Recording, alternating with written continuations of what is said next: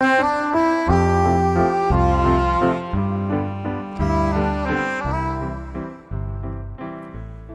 everybody and welcome back. This is DonnaBTexas, and I want to thank you for being with me and thank you to this platform for giving us a chance to get together. Please like, subscribe, and share, and that will help me out. And anything else like Patreon, I don't do those, but I'd rather that you bloom where God has planted you and you treat yourself to something, or you find a way to make your place a better place in the world. I'm excited to announce that I will also be having a special guest. Mr. B. Texan will be returning with another one of his stories that I really enjoy, and they always seem to help me make my point, and I hope that you will be here for that. Well, hello, Princess Henry. I want to talk at you again, and I would like to ask you, can we be honest about judging? And that's what I would like to get into today. And in other words, judging a book by its cover. Megan, as you know and as we all know, any person that fits in a category of any kind has to push back against being a perceived stereotype. And I'm remembering once again my student that I called her Betty in a previous episode, who had confided in me that she had been kicked out at the age of 14. And she was in a better place. In fact, she went on with her career, and she came back to visit me, actually, and she had both good news and bad news. The good news is that she brought her significant other, and I was pleased to meet her, and I was honored to meet her, that I had meant enough to Betty that this was a person that was important to her in her life, and she wanted me to meet her, and I was perfectly delighted. Now remember, this is not saying that I'm going to rubber stamp everyone's choices that they make in life, but the fact that she honored me in such a way, and I really cared about Betty. I liked her an awful lot, and these two really just seemed to get along so well, and they seemed to really make life easier for each other. But Betty, being that she did fit so strongly in a certain stereotype. You know, she had the really short hair, tattoos, metal studs. She had been she was in a male-dominated profession, and this was in Texas, so she probably encountered more than her fair share of a certain stereotype of people. And she had been the victim of hate crime. And I'm not going to try to, like, oh, they didn't mean to do lethal damage to her, because I don't know that. And she's lucky to be alive. And I have known other people that were or almost were victims of hate crime. And it's hideous. It's absolutely disgusting. And no matter how much you differ from someone or you disagree with someone, that is not what Jesus would have done. Now, he had the right to tell them whether he approved or not, but he would not have advocated any of us taking matters into our own hands. And what we are told to do is love. And that's what I was focusing on, was love. I'm leaving the heavy lifting to Jesus. He just gave me something easy, just love. And I certainly loved Betty, and I loved her new lady friend. That was the good news. The bad news is this sister of Betty that had taken her in and rescued her off the street and helped her, grow up and blossom. She had died, and I don't remember what she had died from. I don't know if it was cancer or car accident or something like that. And she left behind one daughter, like a 4-year-old or something like that. It was a little girl, and so Betty had taken her sister's daughter in, and she was now the legal custodian guardian of this little girl, and she had, a partner in her life that was going to be a mother to this little girl, and Betty was going to continue to be working to support them. What concerned me, and I was so sad to hear this news, but what concerned me is that Betty had been the victim of hate crime, and she was so strongly representing a stereotype. She was like a magnet for people that had evil intentions and hate in their heart. And it alarmed me that now she had this child that was depending on her, and she became the entire whole world for this child, and that Betty could have made the choice. Either she was going to continue to express her individuality, or she could try not to stick out so much to maybe reduce the chances that someone next time might do lethal damage to her. And I was torn. There's this thing about just all be free like butterflies, just do whatever you want, whenever you want. And that harkens to what I had mentioned in an earlier episode, things that we can do or things that we should do. And I'm sure that I would get a lot of difference of opinion on this, but I'm sort of this hunker down and let's avoid danger if we can. And I said to Betty that, oh, please reconsider toning down your appearance just a little bit so that you don't bring so much attention to yourself, because that little girl needs you so desperately. She's already lost her mother, and it would be devastating for her to lose more in her life. And that's one thing Betty did understand. She did understand pain and crushing pain at a young age. And I was really worried that I was not giving her proper advice, because I didn't know what to say to someone that was in a same-sex relationship. And, I'm not terribly worried about being politically correct. I'm speaking from love, and I think that when you really are genuinely speaking from love, that does kind of transcend some of that political correctness. But then there's some people who say they're speaking from love, and they're just using it as a springboard to launch into an assault. And anytime someone says, I'm sorry because, or I'm sorry but, and then what comes after that, you realize the apology was not an apology. It was just a springboard to launch into another attack or to justify themselves. And as in the last time that Mr. DonnaBTexas spoke with us, he talked about reasons for what we do is not an excuse for what we do, because we all have reasons, but so few of us have excuses. And so I worked with another lady. She was a co-worker, and she was no secret about her personal lifestyle. Everyone knew she was bisexual, I think was the correct word for it. And I was, I said, I'm so worried that I said something wrong to her. And I told her the whole story about Betty. And in her opinion, she said, no, I told her the right thing. That there's one thing to just completely do things, the way you want. And this woman also had children. She had been married and had children, and she was in a same-sex relationship at that point in time.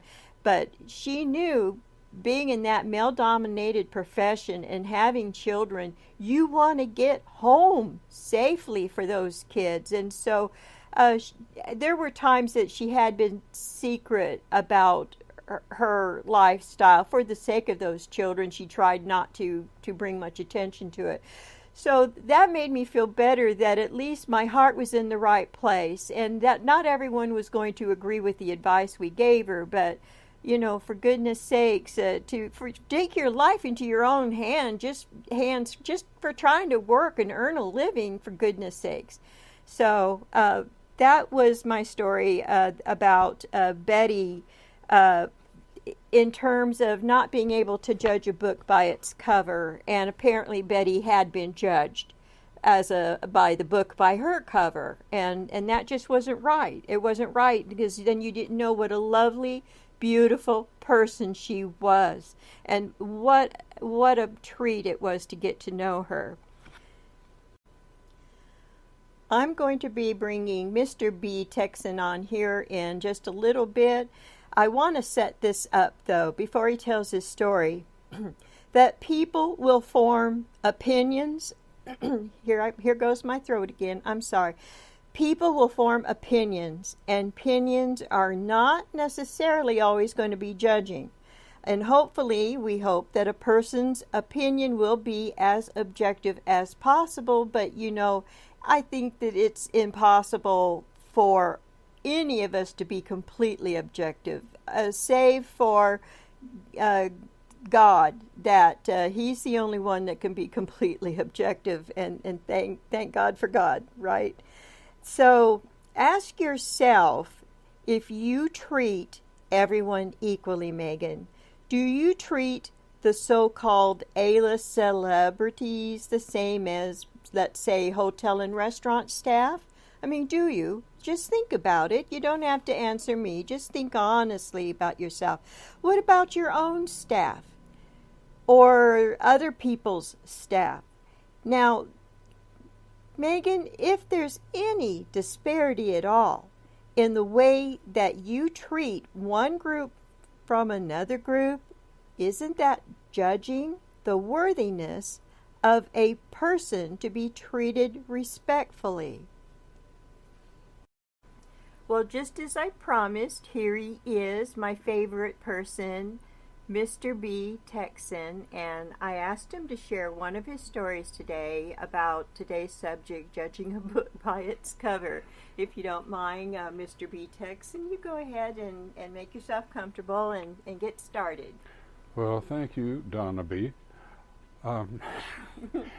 Anyway, this is a story, goes back to the early 60s, the mid-60s, when I was newly in the Army and was going through a series of training bases. And a buddy and I at one of the training bases decided we wanted to find a daytime watering hole, for lack of better terminology.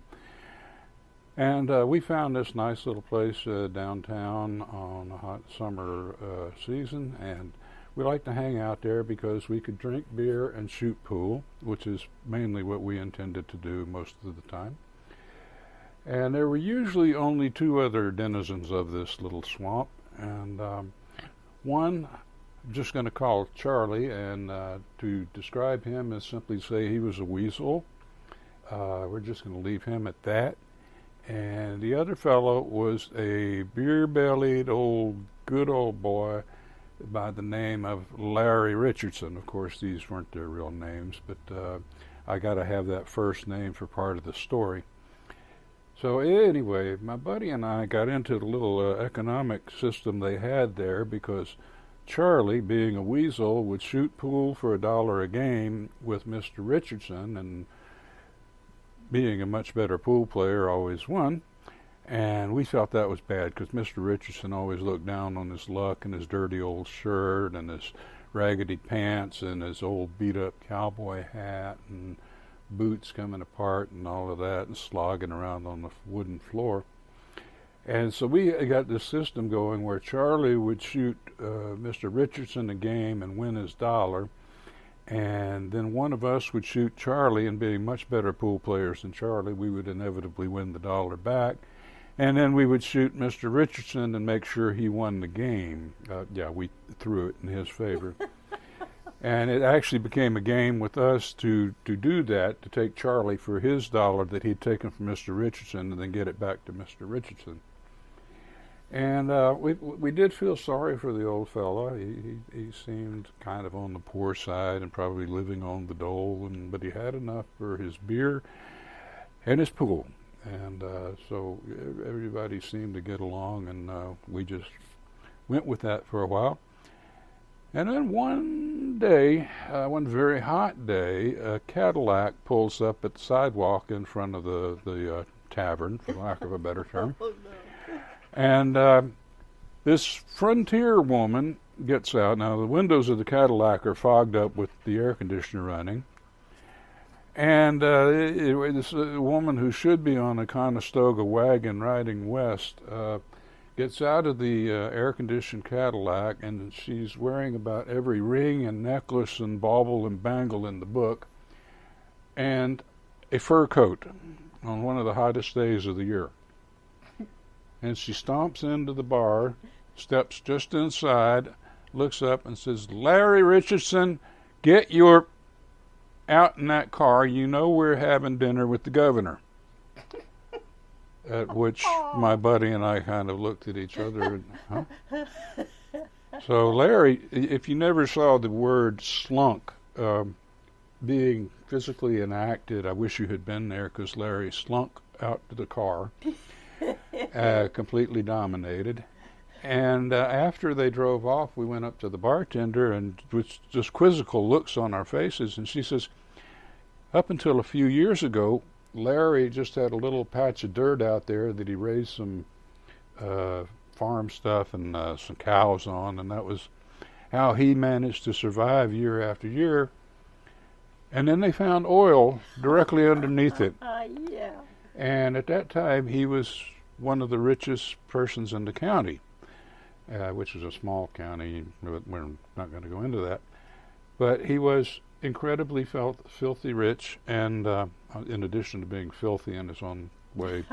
But yeah, he was not a book you could judge by the cover, because we really and honestly thought he was living on Social Security or handouts from somebody. And here he was, one of the richest men in the county, and having dinner, yes, indeed, with the governor. And that was in the 60s, and with the coming of the internet many years later, I was actually able to look him up and verify my little head story with the facts. And he was well known in the county, and was a benefactor. Probably, I'm sure it wasn't his idea. It was probably the Conestoga wagon woman's idea. But yeah, you can't judge them by the cover. Oh, thank you so much for that. I just love your stories, and I promise to have Mr. B. Texan back for more. We just really need to drag him in on these, and it is very entertaining. So thank you again, Mr. You're B. welcome. Thanks again to Mr. B. Texan. It's always such a pleasure to have my best buddy here. Now, I will share with you, Megan, that in my career, I have been a member of someone else's home staff as a domestic, and I have been in business as a shift leader with a work crew. I have been with and worked with blue-collar workers, and I have been a white-collar worker and with white-collar workers.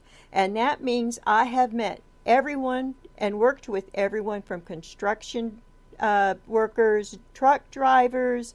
I have even met and hung around with, in a previous marriage, not of my own doing, a motorcycle people. I don't think they were actually a gang. I mean, they could have been. I would have been oblivious to that. I was too naive to know if my ex-husband was part of a gang, more like a gang wannabe.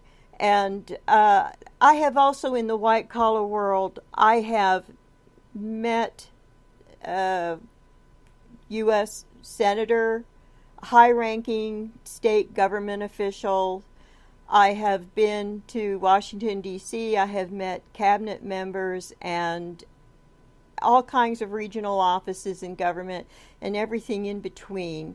And I have seen both ends of the spectrum, okay? I have seen, but one thing that we all have in common is how everyone perceives each other.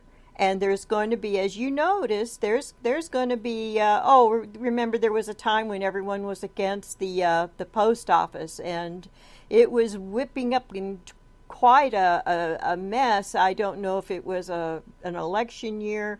This was before the Oklahoma City bombing that took down that building and killed those people. And I was a government worker at the time, and I knew people that worked, and I knew over the phone, not meeting in person, but I knew over the phone these people that were my contacts that we had to interact with each other in the course of our government work. And those are voices that I'm not going to ever hear ever again. They were silenced. And you talk about being silenced. Miss Megan, I know that you did not mean to be so dramatic about it, but when you lose someone or you are aware that planet Earth is minus specific people that you know, that is what being silenced is. And I'm sorry that maybe you felt that it was as serious, but when I died, well, I don't want to get into that story. I'll have to tell that another time. But there is a big difference in being silenced and how people are perceived. And hate was so stirred up against government workers, and it was a big pile-on at that time, not only against government workers, but about the post office people, and to tell you the truth, that even government workers were having it in for postal workers because I guess there was some jealousy that the post office had better pay or certain benefits or something. I don't know what it was, but even within the government there was us against them, you know. And then you talk about a balloon popping when that building went down. You saw a shift in the media about, well, we don't have anything against the personal, against the workers. It's the system. And they really did a shift against the system. And so that's what we need to keep in mind when we're aggravated, that someone represents a stereotype to us. And that it's not that person personally. It's the stereotype that we might dislike. I would like to just go ahead and wrap it up right about here, but I want to ask you, Megan, what do you really want from other people? How do you want them to see you and perceive you? How do you want them to treat you?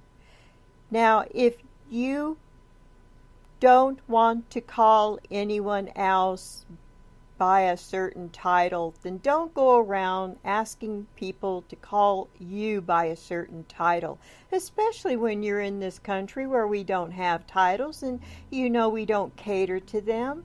It's like this child's game that you're playing if you really are insisting to be referred to while you are in this country, expecting people that work for you or whatever situation you're in to refer to you as a certain title. That is just inappropriate. It really is. And it shows a person that's small on the inside. And it seems like the bigger someone wants to make out of something, the smaller they are, like they're trying to compensate. And don't put yourself in that position where people are going to see you that way. Big on the outside, small on the inside. Overly dramatic on the outside. I don't know. Maybe you're overly dramatic on the inside. I don't know what's up with that. But to talk to other people the way you want to be talked to, and treating other people the way you want to be treated. If you don't want things thrown at you, don't throw things at other people. If you don't want people yelling at you, don't yell at other people. Always have your inside voice on. Especially if you feel yourself kind of heating up a little bit, like you're getting mad, like that old Sesame Street cartoon about the goat that he gets mad.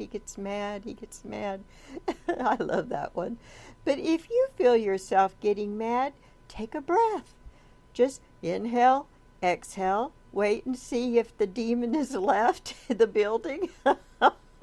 Because we can all get attacked by that anger monster. We just have to learn to take that deep breath, see if it's, left the building, and if it's still there. I have been so mad that at times I have even said, you know what, I need time to think about it, or I just need time not to say anything, because I'm in a state of mind right now in my knee-jerk reaction that I really don't like myself right now. I don't like this knee-jerk reaction. I'm not comfortable with it. And excuse yourself from the situation to buy yourself more time. You don't have to be so quick to react. And that could be a very strong message to people that, okay, you're actually more in control of yourself, that you're not this loose cannon. That I hear some reports that you are, and I don't know if that's true. And they say where there's smoke, there's fire. Well, that can be true, but not always. Sometimes it just means a lot of people are saying the same thing, like maybe a pile-on or something. But, isn't that really part of the golden rule that we probably all have learned when we are kids, to treat others the way we want to be treated? And that doesn't say only if they have treated us that way. That's back to an earlier episode where I say life is not fair. Okay, that is, one of those things where it has no qualifiers around it. It says treat other people the way you want to be treated. Now, I have had to excuse myself from the vicinity of someone that was just so out of bounds. They couldn't keep their vehicle in their lane, so to speak, and they were swerving in everyone else's life. And those are people that if they have crossed the line and intruded on your life, then yes, you have to minimize your contact with them, because when we interact with each other, that is a privilege that we are giving to one another, because we are all the stars of our own stage. You realize that, Megan, don't you? That you are just a bit part player in 8 billion lives. I want that to sink in, Megan. You were a small fish in a small pond, and overnight you became a big fish in a big pond, and now you're back to being a small fish in a small pond again.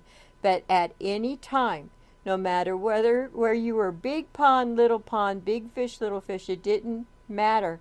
You were only a bit part player in 8 billion lives. Each of those people were the stars of their own life, and even people you don't like. And now you are the star of your life, but don't expect treatment that you don't want to give to the lowest paid member of your house staff, okay?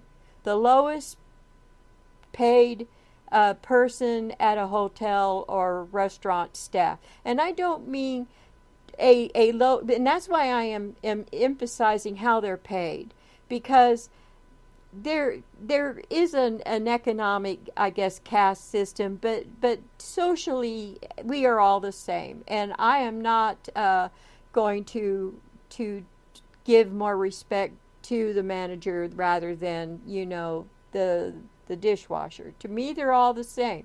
There's all jobs are worth doing well, and I've cleaned plenty of toilets. In fact, Megan, I don't know if you still have that mansion with all those toilets that I've heard so much about, but go clean a few, okay? Go put the rubber gloves on, stick your head in that bowl and scrub it. Just do something humbling, and spend the day helping your staff dust or mop or something. Do something that shows what a trooper you are. Okay? I know that you can do it. I know you can. So treat others the way you want to be treated. And I want to also thank everyone that stayed with me to this point, and I hope that you found this entertaining and that you'll come back and enjoy me again with me again next time. Until then, take care. Bye now.